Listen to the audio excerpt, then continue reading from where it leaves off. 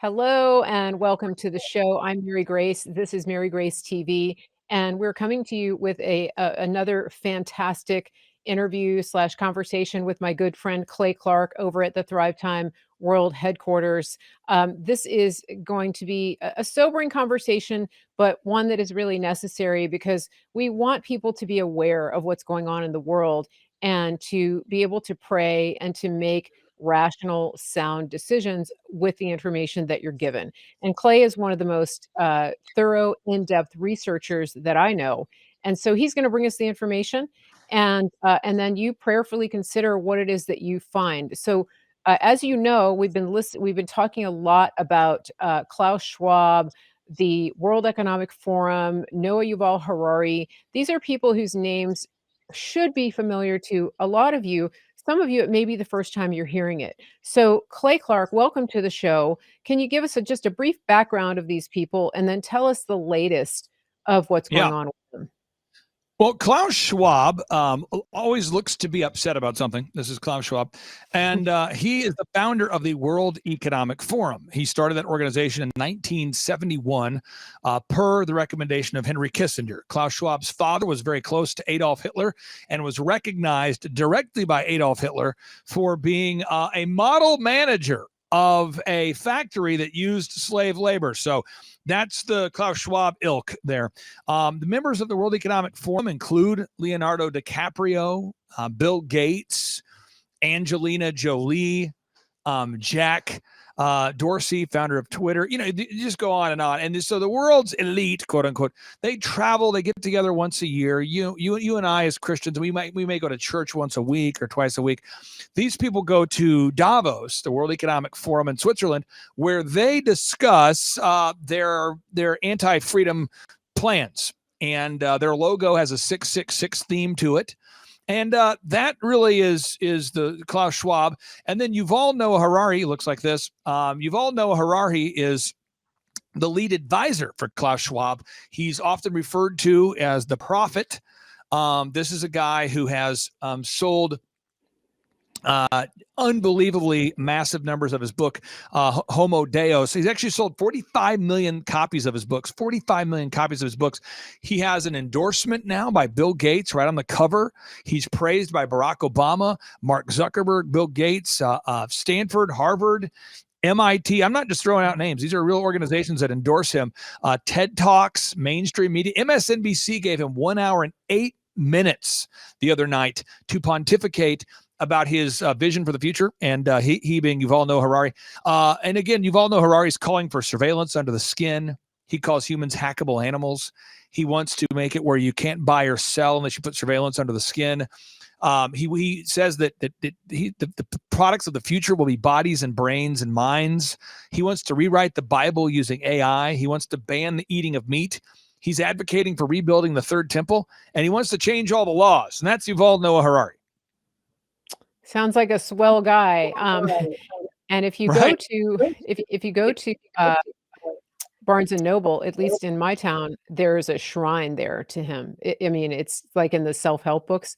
It's just a wall of Noah Yuval Harari. So there might be like 2 books, by one author, 3 by one by another guy, and then it's just like 27 books by Noah Yuval Harari.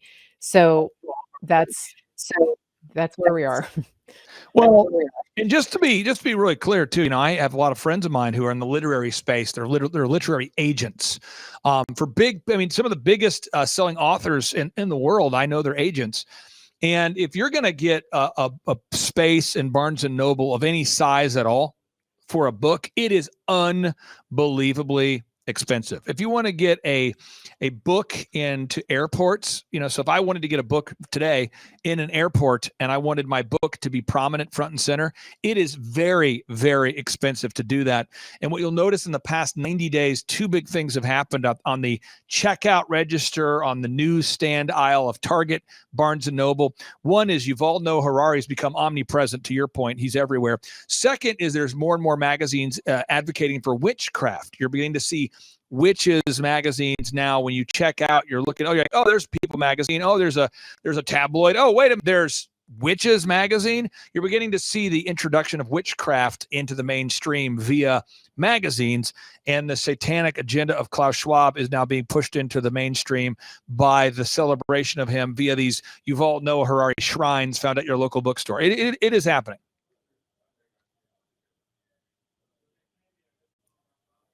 I think I'm muted or you're muted. Something. I've noticed that with the magazines that you're talking about. We've got a little echo, so I'm going to mute you for a second. When you check out, I've seen it, and there was a whole magazine dedicated to the occult. I actually took a picture of it. I was trying to find it on my phone. It was kind of shocking. Like, why? It wasn't even Halloween. This was right after the New Year that they had this. So. Yeah, it's truly scary, horrifying, terrifying. Insert the name now. September 3rd. There it is. Look at that. Yeah, it's right there. Now, yeah, History Magazine. September 3rd of 2022. I want people to understand this is a video of Klaus Schwab talking to a group of young people at the World Economic Forum. Listen to what he says. You have the chance to look forward to a career of 50 years. In my own opinion, yeah, maybe more. You will get some injections and some and so on, and then don't forget your avatar will continue to live. So. And your brain will be replicated through artificial intelligence. This guy's telling a group of young people they can have an avatar, their consciousness will be uploaded into AI, and it's going to live forever. And these young people that don't know God, they don't read the Bible, they don't seem to have a problem with it. In fact, they're joking, they're laughing. This is a good time. The Bible tells us that there'll be a time though where the humanity will become all of one mind. What am I saying? This is in the book of Revelation, and everyone needs to look this up. The book of Revelation states there'll be a time, Revelation chapter 17, verse 13, it says, these have one mind and shall give their power and strength unto the beast.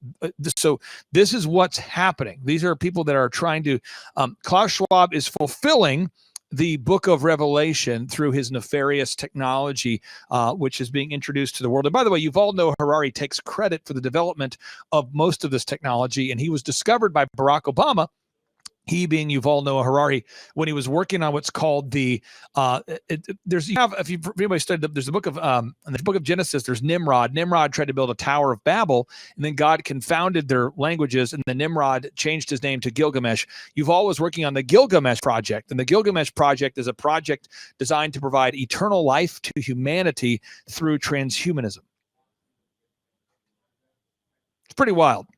Yeah, it's crazy. I was just going to mention Babel. Like it's like they're trying to recreate the Tower of Babel. The thing that I take encouragement from though, Clay, is that God is so much bigger than their plans. And Lucifer was cast out of heaven for trying to become an equal with God. And we've seen this time and again that the plans of the wicked are turned back on them. And so this is something that I pray, and that I encourage listeners to pray, is that these people would find themselves in a Haman's noose of their own making, and that God would have the last word, which we know he does. I mean, if you read the end of the story, we know that God has the last word, but it's very sobering, and especially to see the extent to which they are taking over the culture and the media and the airwaves.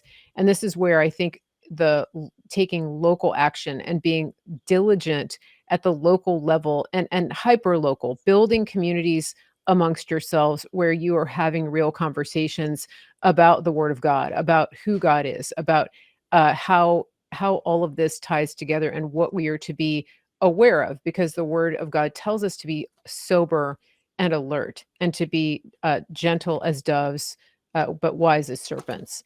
And so this is what we're talking. This is what we're witnessing it in real life. So I'm glad you're bringing this to light, because a lot of people don't know that this is happening. And can we talk about Taylor Swift a little bit, because I think she comes into play here. Yeah, I know. Oh, I lost your sound. Yeah, okay. Oh, Well, there we go. Taylor Okay. Swift, for anybody out there that doesn't know,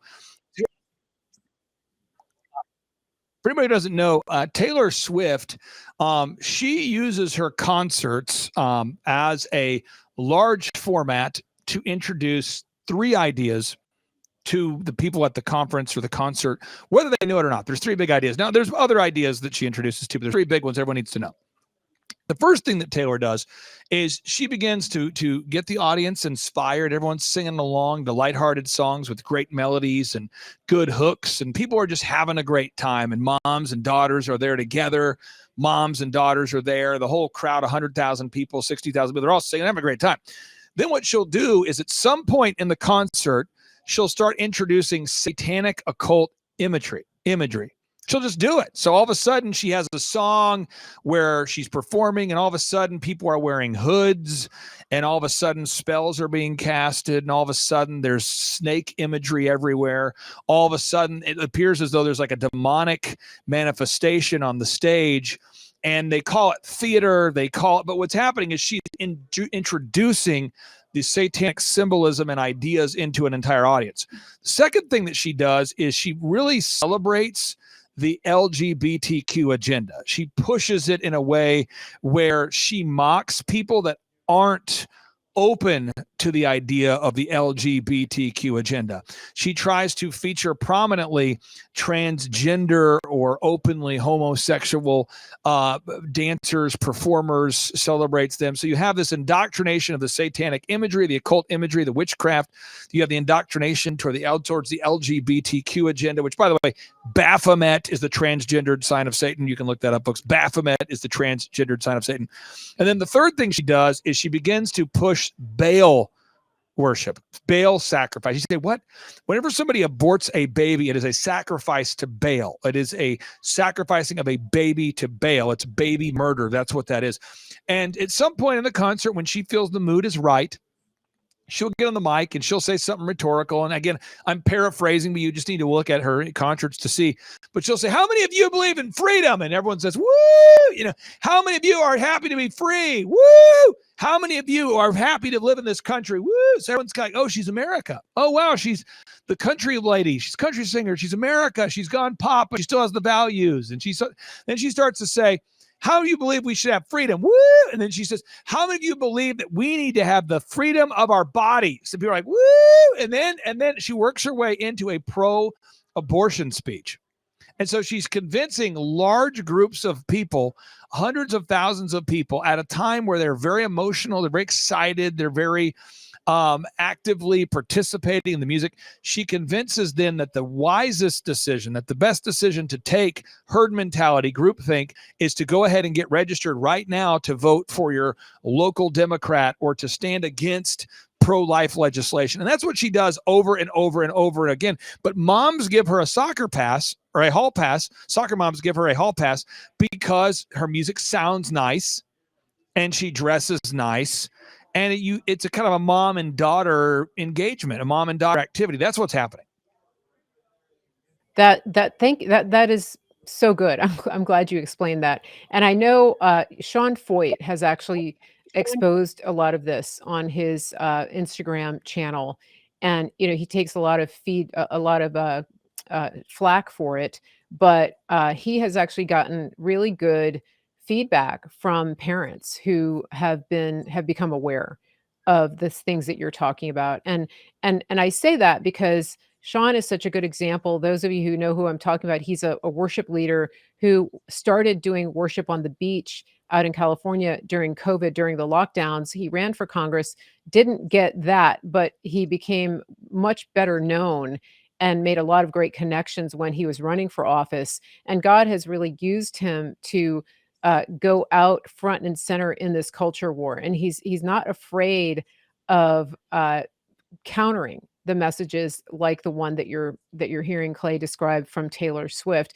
And this is an example of all of us, of where God is calling you to use your gifts and your talents and your voice to speak up and raise awareness of these things. And so never think that even a so-called failure of something that you try to do, like when Sean ran for office, I knew that God was going to use that to elevate him to an even bigger level. And the disaster of COVID put Sean Foyt in a position of taking action. And that is really just such an example, I think, for everybody here to do that. Can we talk a little bit too about what's been going on with you and General Flynn and Eric Yep. Trump, and the conferences that you're having where people are getting inspired to take action at the Reawaken tour? Because you have one coming up here in June. I want to make sure people know that they can access that and Yep. make connections and get just get inspired to do the kind of things we're talking about to combat this messaging and this narrative. Well, I don't overestimate your listeners' curiosity about me, but there's questions people always ask me all the time. So one is people say, well, are you going to do these forever? Is this something I never sat down and said, I want to do tours.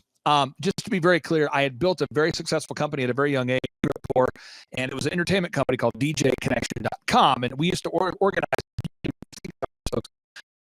4,000 events. It's like 80 events a weekend. The sound, lights, scheduled events, weddings, corporate events. It was wild. And I sold that business, DJconnection.com, over a decade ago. I thought I'd sort of left the event space. But since 2005, every 2 months I do a business workshop at my office. Every 2 months I've done that, and that's just what I do. So every 2 months I do a workshop, but it's at my office. So there's a lot less variables. You don't have to bring the sound, bring the lights, bring the cables, bring the team, rent the hotels. It's all at one place. Well, when the lockdowns happened, I felt a pull. I don't know if a lot of your listeners felt a pull or a calling that I was supposed to do something. Not really sure what that was, but I told my wife, you know what, I'm going to sue the mayor of Tulsa to keep our city open. I will turn my building into a church, and we'll just kind of start there. And that's what we did. And then just diligently, consistently, every Thursday, I started hosting town hall events. And at one point, I looked up, and there was over 1,000 people in the room. And I thought, this is wild. And in that room, General Flynn was one of those people in that room. He was coming to Tulsa for an event that I was hosting for Pastor Jackson Lawmeyer. And one thing led to another. I called General Flynn. I said, hey, General Flynn, I don't want to put this on you. I don't want you to. I feel like God's telling me to do an event with you, Jim Caviezel, Mike Lindell, others, and we're just going to share the truth about election fraud, medical fraud, religious fraud, and lead people back to God. And I thought, I didn't know his background, about his religious views, didn't know. And right away, without hesitation, he says, absolutely, we've got to fight back. We've got to get people back to God. And so that's where that conversation started. Well, now we're almost 4 years later. I mean, think about that. Almost 4 years later, we're doing the Reawaken tour. And Eric Trump and General Flynn and I have gotten to be good friends. And just to give people kind of a fly on the wall perspective, Eric Trump runs the entire Trump organization. He's a very serious person. He's a fun guy, but he's a very measured, regimented, serious individual. He's not screwing around. He's not trying to launch a speaking career. He's trying to run the Trump organization while being the most subpoenaed and persecuted probably CEO in America right now. So because he represents the Trump companies and then the deep state's coming after his father and his businesses. So Eric and General Flynn, they connect and they clarify where they want to go, what state, what city, and what date. So state, city, date. And after that, I take that baton in this relay race and I make it happen. So we're going to Michigan June 7th and 8th in Detroit, Michigan, not because I don't like Michigan, not because I do like Michigan, but it's because Eric Trump and General Flynn felt like the great people in Michigan, the Michiganders, needed to hear what was going on. So that's why we go to California. That's why we've gone to so many states where people say, why are you going to Oregon? That's because Eric Trump and General Flynn wanted to take the light to where the darkness is. And so we're taking the Reawaken America tour June 7th and 8th into Detroit, Michigan. We'll have Eric Trump, Kash Patel, General Flynn, Laura Trump, Jim Brewer, Roseanne. Just so many great speakers are going to be there. But it is the final confirmed event that we have. Now, what does that mean? As the Trump campaign is picking up momentum, my purpose for the Reawaken tour was to educate the electorate or the American population to the truth of what was actually going on. And if Eric asks me to do another one, I'll be happy to do it. But to my knowledge, this will be the final one we're doing in Detroit, Michigan, June 7th and 8th. Now, what else am I doing when I'm not doing that? Every day I do a podcast. Every single day, I typically put out between 4 and 8 pieces of content per day. And I will not stop doing that, have not stopped doing that. So if you go to rumble.com and search for the Thrive Time Show, you'll see what I do. I try to take the news of the day and cut it into a very pithy, 5-minute or 10-minute clips, and then I have a show I do. So we do that. And then I work on a lot of things I can't speak about openly here, but a lot of things behind the scenes to help a lot of conservatives, where I do most of it via no charge. And I do that because I'm just trying to help. So there's many people that I know who are wonderful people that are household names to the conservatives, and people know them and they like them, but they need a lot of gopher work to do. They need graphic design, photography, video, web development. And so I try to utilize my team. For one of my companies, I have a marketing company, and I try to utilize my team to help a lot behind the scenes, to help polish off flyers, print pieces, websites, those kind of things. So that's what the future has in store for us. Is we have one more Reawaken America tour, June 7th and 8th in Detroit, Michigan. People always tell me, they say, Clay, I've never been to an event where they have 70 speakers during 2 days. What? That's what we do. And you say, why? Because there's an urgency to what we're doing. This wasn't designed to be like a sustainable, ideal conference flow. This is for people that actually want to know what's going on. So the doors open up at our events around 6 in the morning. It's kind of crazy. Praise and worship starts at 7. First speakers get going around 8:30 in the morning. We do the Pledge of Allegiance, National Anthem, opening prayer, and then we'll go nonstop till almost 6 o'clock. I mean, it is just a wild time. I don't censor the speakers. There's no sponsors that censor, by the way. Almost every conservative event, folks, you've ever watched, including the recent one you just saw on TV, I won't mention the name of it, they have sponsors that they have to be beholden to, meaning that the sponsor will say, hey, bring up your speaker, but don't let them talk about bricks. Bring up your speaker, but don't let them talk about Elon Musk. Bring up the speaker, but don't tell the truth about the shots. That's why you never hear about the shots, bricks, collapse of the dollar, transhumanism. Never hear about that at Republican events, and that's because the sponsors steer the narrative through omission. Yeah. It's and the other thing that's so amazing, not only do you have all of these speakers, but you have tons of media there, podcasters, not just conservative, but new media, I would say, and vendors. Just and the connections that people can make at these conferences is so amazing. It's not one of these things where you just go and sit passively for 2 days and you're watching your clock the whole time. It's the exact opposite of that. You can't even believe it's over.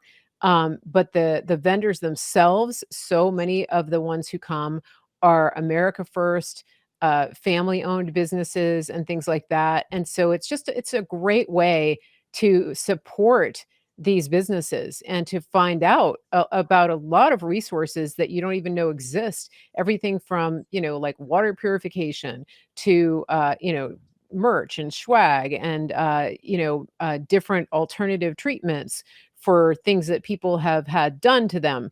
And so this is it's just an open forum for so much connection. And it's incredible, especially that you guys have done this for as many times as you have up until now.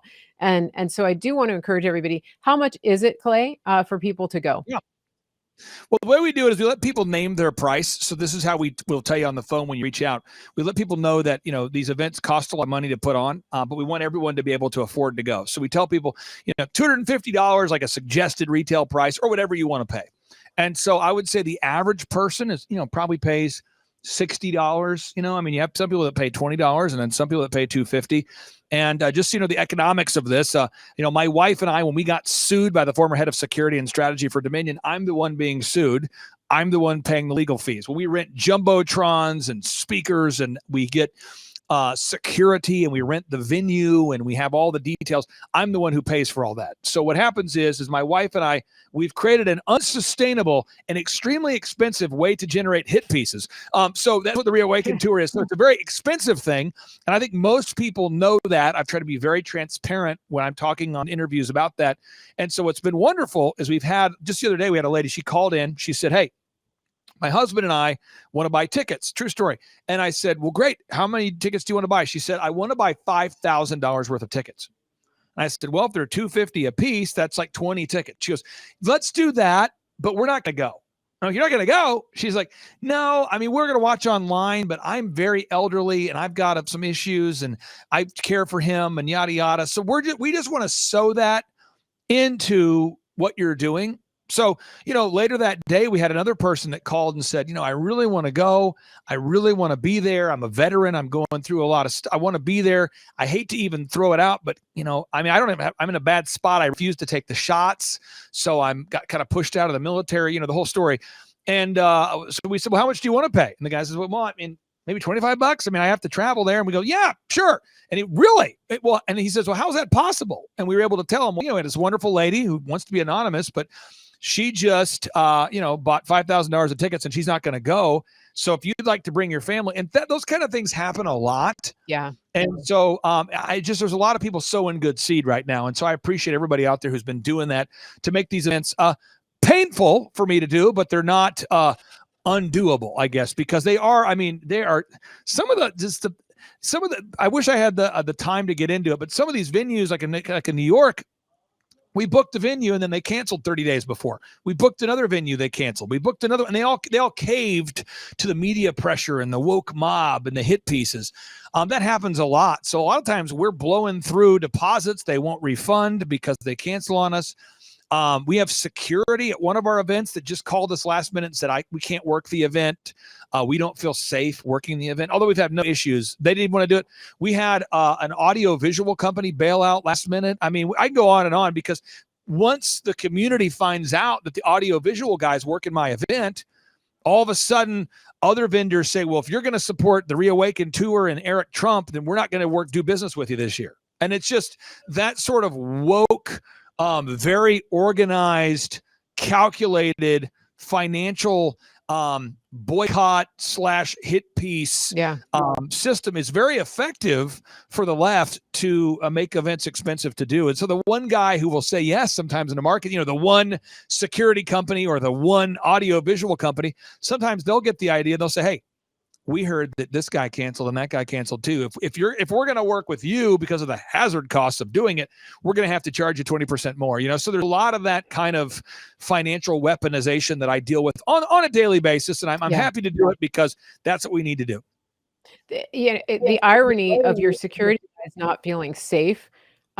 Maybe that's not who you wanted to begin with. Right. Well, let me give you an example. That idea make a little more sense. We were in Las Vegas, okay? And that particular venue said, you have to use our parking attendants. Now, we have world-class security for our speakers and for our attendees, but they said for extra security, you need to have our parking attendants and our extra security. And then the extra security that we were told we had to use, they didn't feel safe. So they made us hire the local police department on top of the local security / parking attendants that we didn't want. And it created almost $100,000 additional costs. Now, if you got 3,000 people in the room, to do the math, folks, if you got 3,000 people in the room and the costs are $100,000, you just came up with $30 additional of cost per attendee just because of that move right there. And so what do we have to pay the fee, right? What else can we do? We have to pay the fee because the event must go on. But that's what we deal with on a daily basis on the Reawaken Tour. Yeah, it's mind numbing. It really is. It's just like, it puts everything in perspective for sure. And it really, I think, hopefully people who are listening will understand that this is a labor of love. And it's because of what you and General Flynn and the Trump family and Kash Patel, it's because you are so dedicated and so focused on preserving what we have in this country. And really around the world. People are tuning in from around the world to listen to the speakers and to get this information. And so, and I dare say, maybe we'll even have some people from Canada at the Michigan event. It's not that far if they can get out of Canada. But it's just, to me, I hope that people get the gravity of this, of the level of sacrifice, because I see people still who are afraid to support Trump openly, to say that they support him. And I just want to present to you Exhibit A, Clay Clark and his family and his organization, who are not only openly supporting President Trump, but taking personal, financial, professional, and business hits because of it. But what's happening is that they are actually thriving because of their willingness to stand for truth. And that's what I want people to take away here, is that sticking your neck out and taking those risks uh, on the side of truth and good is going to pay off in dividends that you couldn't really imagine. And it's a big thing. And so I want people to have courage, and I want people to step out and stop being afraid to stand up for what you believe in, and for the future of this country and all of Western civilization, if we're honest, because that's what this is. So thank you, Clay, for doing that. It's awesome. We're up on time here, so I wanted to ask if you have any last words for Yeah. our listeners before we go today. I just encourage everybody to get in the conversation. I mean, people like yourself, you've really hopped into the flow. I mean, you've attended a workshop at our office. You've attended the events. You've really made connections and with speakers, attendees, experts. You've given a lot of value. You've interviewed. You've really got into the flow. And if we can get everybody out there to hop into the flow, so when you come to these events, be asking God how he can use your time, treasure, and talents. And there are certain people. There was one guy, and I won't mention the guy's name, but I want to. He's one of the top selling authors of all time, ever, in the history of entrepreneurship books. He came to one of our events, early events. He called me. He says, Clay, that event changed my life. I said, how so? He's like, I just recognize I can't not speak out. Now, to the extent that I'm not going to share his private story on a public show, but he's now gathering some of the world's most influential people and is telling them, hey, are you aware of the transhumanism agenda? Are you aware that the very models they use to justify the lockdowns are false? The PCR tests are false. The treatments are real. I mean, are you aware of that? And he's doing it. And because he is one of the most respected, best-selling authors of all time, it doesn't fall on deaf ears. And people go, well, if that guy said it, that must be true. Another guy, just yesterday, I talked to him kind of late last night. He lives in Florida, and his neighbor is a Hall of Fame caliber athlete who everybody knows. And he tells his Hall of Fame caliber athlete, the neighbor guy, he says, neighbor, hey, this is our neighbor. Do you know my you got family this year pixelated. because they took the shots, and the RNA got modifying pixelated there. nanotechnology is killing them. It causes myocarditis. And the neighbor, who's an isolated professional Hall of Fame athlete, says, you know what, man? Like, everybody in my world says I'm crazy, but like in my family, I had a bunch of family that died too after taking the shot. Why is that? And he said, next thing you know, the Hall of Fame athlete's like, come on into my living room. I got to talk to you about this. And now that guy's running around telling people. So, I mean, it's just whether you're a Hall of Fame pro athlete, whether you're a best-selling author, whether you're a soccer dad, soccer mom, whatever, I encourage everybody to ask God how he can use your time, treasure, and talents to save this nation. And I encourage you to start that conversation by joining us at the Reawaken America Tour, June 7th and 8th in Detroit, Michigan. That's June 7th and 8th in Detroit, Michigan. You can get those tickets again by going to time2freeamerica.com. That's time2freeamerica.com. That's awesome. Thank you, Clay, and I will see you very soon. Take care. I appreciate you very much. Bye-bye.